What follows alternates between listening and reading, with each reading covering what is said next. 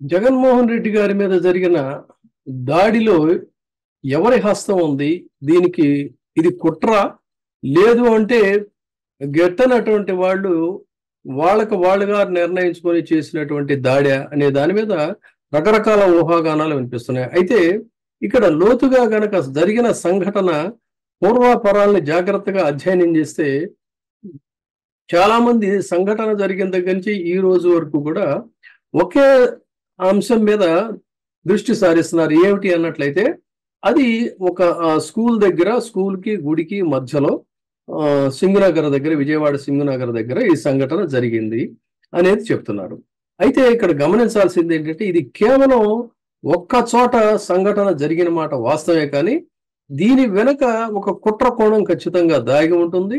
ఇది కేవలం ఒక్క చోట, ఆ ఒక్క చోట మాత్రమే స్పాట్ పెట్టారని అనుకోవడానికి వీల్లేదు. కనీసం కుట్రదారులు 3 చోట్ల ఇలాంటి ఏర్పాట్లు చేసి ఉంటారు. అంటే బహుశా 1-2 ఫెయిల్యూర్ అయిన తర్వాత ఇది ఇక్కడ మూడోది, ఇది కూడా ఫెయిల్యూర్ అటెంప్ట్ అయినా మొత్తానికి ఇది అటెంప్ట్ చేయడం అనేటువంటిది జరిగింది. దీనికోసం ఎందుకు చెప్పాల్సి వస్తుందంటే, అనుకోకుండా నాకు ఈ సంఘటన జరిగిన వెంటనే ఒక డ్రైవర్ ద్వారా తెలిసింది ఏంటంటే, తాడేపల్లిగూడెం దగ్గర ఒక తెలుగుదేశం పార్టీకి సంబంధించినటువంటి ఒక ద్వితీయ శ్రేణి నాయకుడు ఇంత పెద్ద జనసందోహంలో కూడా ఒక కారులో వెళుతూ సడన్ గా ఆ కారులోంచి దిగి నడుచుకుంటూ కొంతమంది వ్యక్తుల దగ్గరికి అతను వెళ్ళాడనేది ఒక డ్రైవర్ గమనించాడు.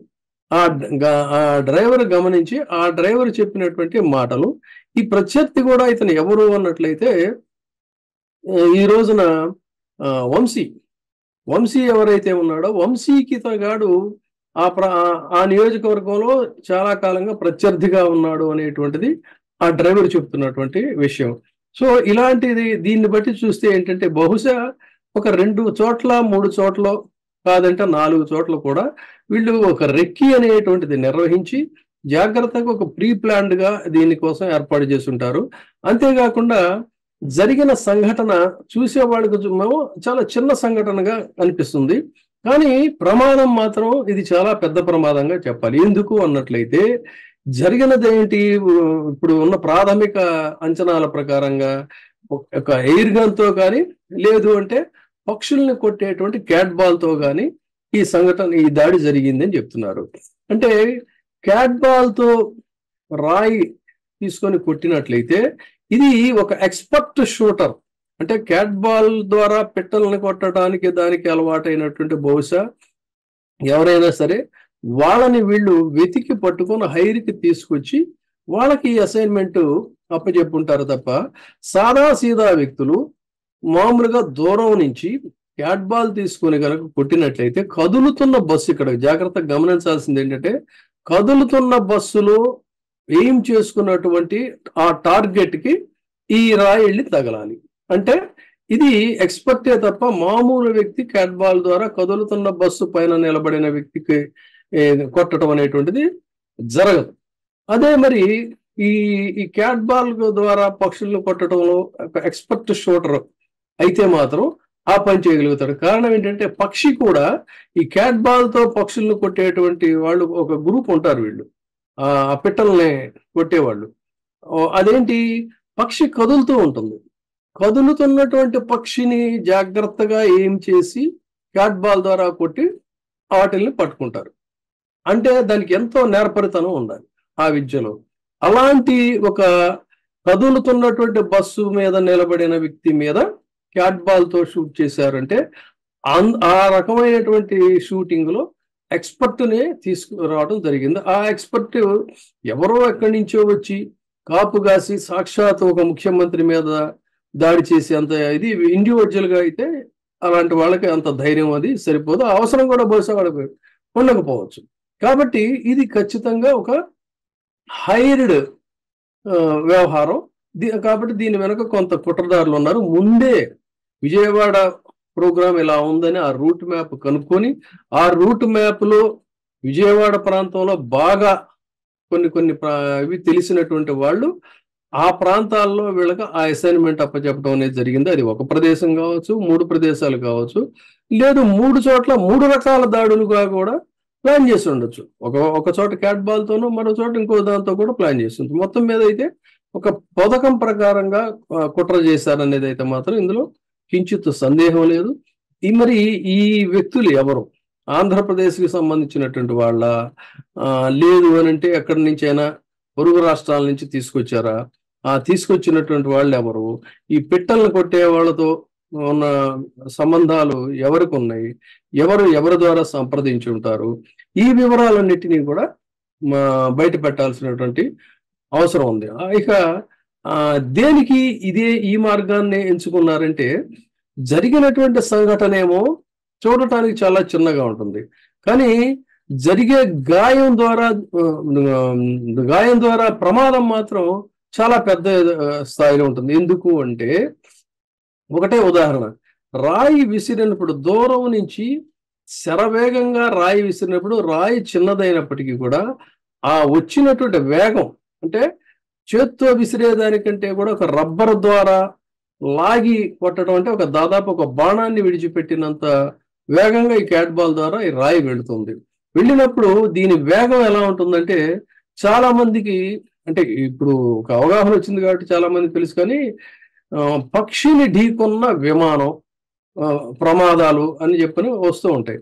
ఒక చిన్న పక్షి ఏంటి అంత పెద్ద విమానాన్ని ఢీకుంటే విమానం రెక్కలు విరిగిపోవటం, విమానానికి ప్రమాదం జరగటం ఏంటనేది సామాన్యులకు వచ్చేటువంటి డౌట్. కానీ అక్కడ జరిగేది ఏంటంటే, పక్షి చిన్నది, పట్టుకున్నప్పుడైతే చాలా లైట్ గా ఉంటుంది, కానీ అది వేగంగా గాలిలో ప్రయాణం చేస్తున్నప్పుడు దాని బరువు దాదాపుగా అసలు బరువు కంటే కూడా చెప్పలేనంత బరువు ఉంటుంది.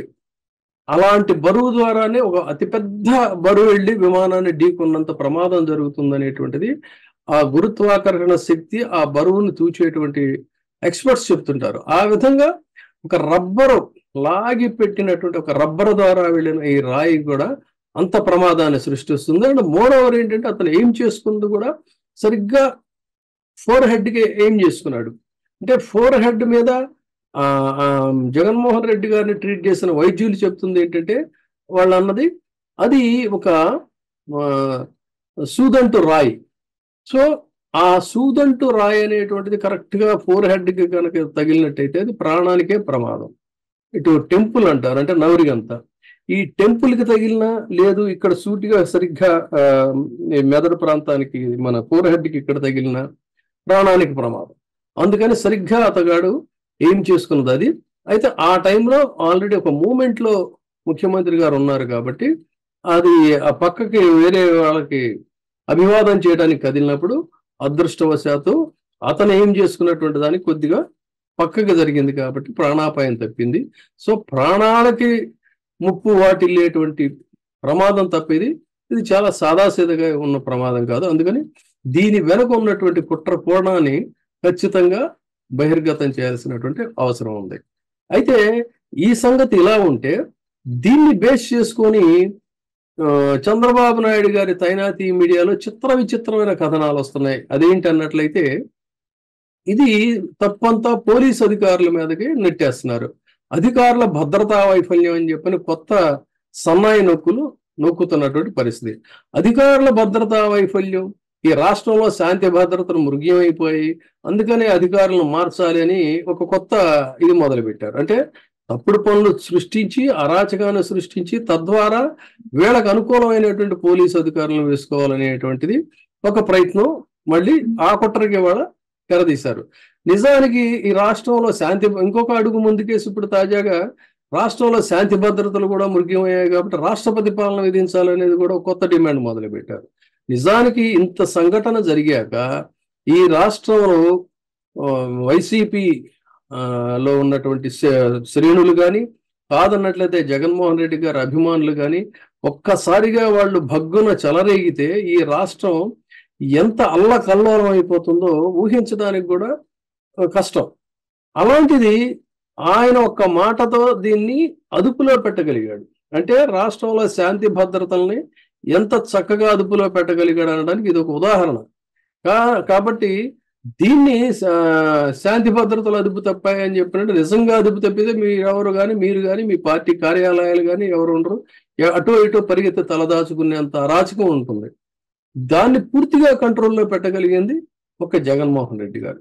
కాబట్టి ఈ కుట్రలు, కుహకాలు, వక్ర భాష్యాలు వీటన్నిటినీ కూడా ప్రజాస్వామ్యవాదులు తీవ్రంగా నిరసిస్తున్నారు. అయినా ఇంకా నిస్సిగ్గుగా వీళ్ళు మాట్లాడుతూనే ఉండటం అనేటువంటిది చాలా నీచాతి నీచం, శోచనీయం.